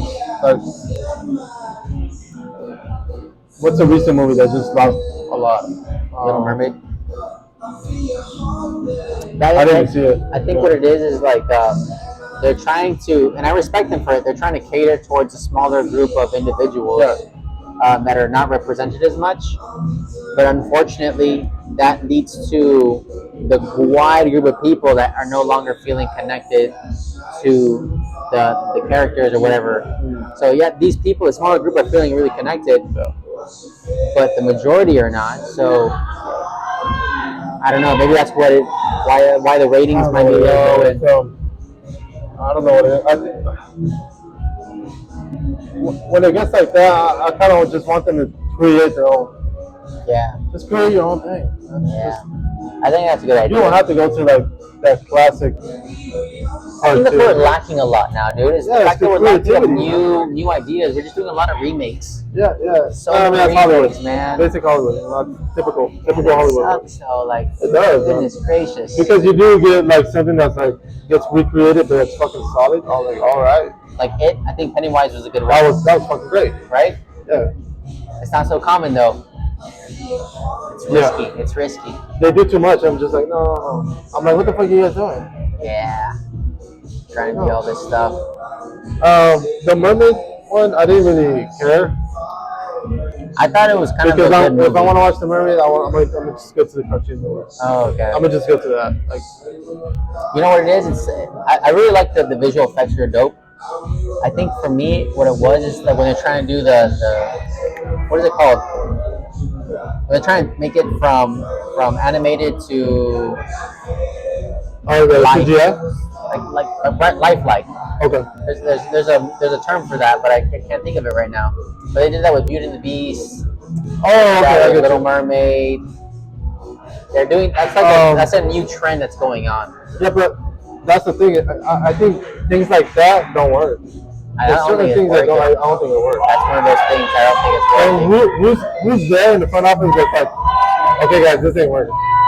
We gotta go with I don't something think anyone is. else. No, they're just like, yeah, just milk it. Just throw it out there. Yeah, dude. It's Disney. It's gonna Because sell. now they could do the whole series of Disney movies of the life animated movies. You know, now they could do all that. And That's how much Disney. That's how much money Disney has. Disney already care. I hope not. I mean, But that's not they're good, down like you know? I think what was it? Several $1 million. They're down You think several that really million. affects their fucking pockets? I don't know. But- That's true. So I'm very picky when it comes to movies because I go to the theater. Me too. That's my experience with my kids. And it's like, Me too. I'm very picky. I'm just like, okay, we're gonna watch this. And dude, I went to go watch the Fast and Furious 10. What'd you think of it? I watched it too. I went with my sons, my two boys. Dope. No, What? we walked out, man. No, We walked out, man. The disrespect. No, no, All these movies. no. You walked out I'm the such a 10th big one, Fast and bro. Furious fan, bro, that it hurt me, man. It hurt. All right, what about it hurt you? Let's discuss this. What? It just became a fucking Hollywood brothel, bro.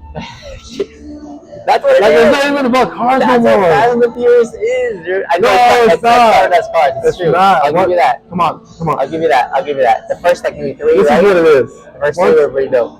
Once the great Paul Walker passed, bro, that's it. They should have Nah. stopped right there, bro. I don't know about maybe. There I was don't the know. fifth one. I think they was just starting to get ridiculous. You know what it is though? I can tell you what it is. Why it changed up so much is because Vin Diesel actually bought the franchise. Yeah, I get it. And Vin Diesel is like, have you ever watched Triple X? Yeah. Like full of like explosions and action. That's what he's into. So when he bought the majority of the company, he was able to do whatever he wanted. Yeah, and but that's what got he's bringing ridiculous. Triple X to fucking Fast and Furious. Exactly. Which is like, okay, what's next? Transformers? I'm waiting for that. Yeah, this is fucking collaboration, right? Transformers gonna bring G.I. Joe, bro. Oh, I saw that. So That's gonna be fucking Dominic Toretto in the fucking Dang, bitch. bro. Why would I want to watch that though? Might as well. I man. would watch that. Might as well. They're there, bro. They're fucking there. They're knocking on the door. Once I saw fucking Dominic stop that car with his fucking body, that was like what, the 8th one? That's like a meme. No, that was the one before, the 9th. There's a meme I saw that's like, what's the most ridiculous thing you've seen on the Fast and Furious? Fucking, they got superpowers now, bro. It's like, for me, Fast 10 was ridiculous when that kid jumped from car to car, dude. I'm not sure if you watched that scene, but we walked out. I don't even remember, to be honest. I was so upset. Damn, you dead ass walked out. I looked at my brother, I was like, you guys want candy? Oh, you just did? They didn't even care. Damn, really? Because I thought they wanted. I've introduced them to like the old ones. The first, second, third. And they like it. My youngest one likes it because he likes cars. Yeah. But they're just like, okay, like it's just an action movie. That's true. For them, it's just And, another thing. It's like I get they're trying to like build a story. No, but it's getting bigger and bigger. Like now they I'm out, bro. They work I'm with the already out. government. I'm out. Now, I think it's crazy. I think it's crazy, dude. I think it's a whole different movie. It's not even Fast and Furious. Like realistically speaking, why would they hire someone that just uses cars? Like why not hire like FBI and stuff like that? I get it. Guns and I stuff. get it. Yeah, he's deeper into shit. But once they went to space, bro, what is going on? Fucking, I remember. Bring fucking aliens out. What do the aliens have? They got some fucking turbo shit. You know?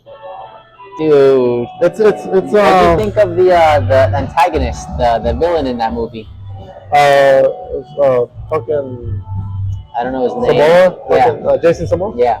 What do you think? Did you think he did a good job? Do you think I thought it was hilarious. I thought it was. I couldn't take it serious because I thought it was like a comedy stunt. Almost, right? Was he like supposed to be like gay or something? I think he was supposed to be flamboyant. Oh, okay. I have no. So it's like it's kind of like he had some sort of Joker persona a little bit. But I remember in the first scene that he came out in, he seemed like just a badass dude. Yeah, just like chaos. a fucking villain. And dude, when he popped up with Vin Diesel, he was dressed all. Yeah, like what happened? It switched, right? Yeah. It was crazy because I'm not sure if I'm the only one that noticed that, but like it's. I got confused. I was like, what's going on? Yeah, like I don't know. It was very confusing. I think if it had been like that from the beginning, that would have set the tone for everything. But like, there was a random switch in between. Like it was odd for me, but I mean, he played the part great. I think it was great, but he really did. I just think I don't know. It's just a Hollywood. It's a Hollywood brothel, bro. It's just like, who's next? You want a shot at the movie? Yeah, come on. Jump on in, and they brought a lot of people back. It's gonna be fucking John Wick. John Wick's gonna be jumping on that shit. They probably did. Oh, it's good. By the way, I'm not sure since you walked out. There's a part 2 to the X. Alright. Yeah, and they brought back a certain character as well. Do you know who it is? I don't. You can tell me. I'm not. Oh, A spoiler alert? A spoiler alert. Yeah, I'm not Spoiler sure. alert. I don't know if the movie's gonna, or if this. Spoiler alert! Don't listen You if can you say haven't it. watched You can it. say it. No, it's already out. Yeah, they brought back that one chick that plays Wonder Woman. She died in one of the movies. Oh my God! Nobody dies, She bro. fucking came out of this like ice, the Atlantic ice ocean in a submarine, and she like comes out, and everyone's like, "What the fuck?" Yeah, Bro, next thing you know, it's gonna be Fast and Furious: The Avengers. Imagine that, bro. They hook up. Damn, they're a team To now, be honest, dude. I mean, I no disrespect to Vin Diesel, but he's just having fun. To be honest, it's his fucking brand now. It's his.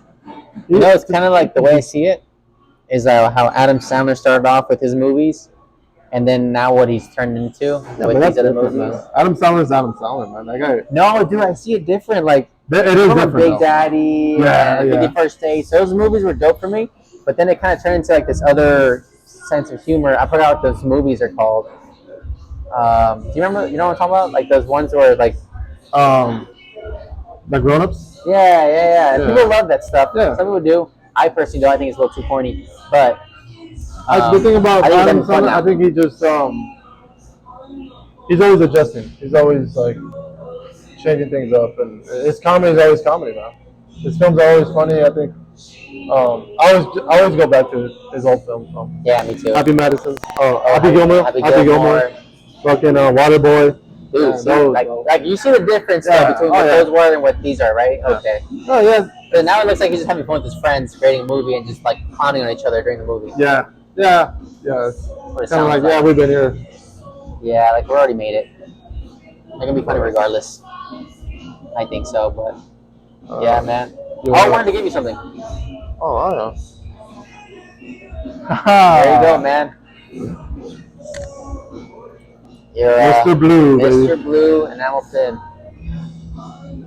So sick, bro. Yeah, Appreciate man. it, man. I mean, we'll wrap this up. It's already been almost 2 hours. Oh, shoot. All right, man. We'll grab another beer. We'll get something to eat. Yeah, dude, that sounds dope. Yeah, man. Thank you, man. Appreciate it. You're welcome. I'm a big fan, man, always. Thank you very much, man. And I Appreciate the time. hope to see you, work on all the stuff that you want to work on. Yeah, man. Thank you. See where it goes from there.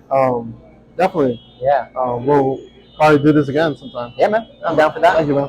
No problem.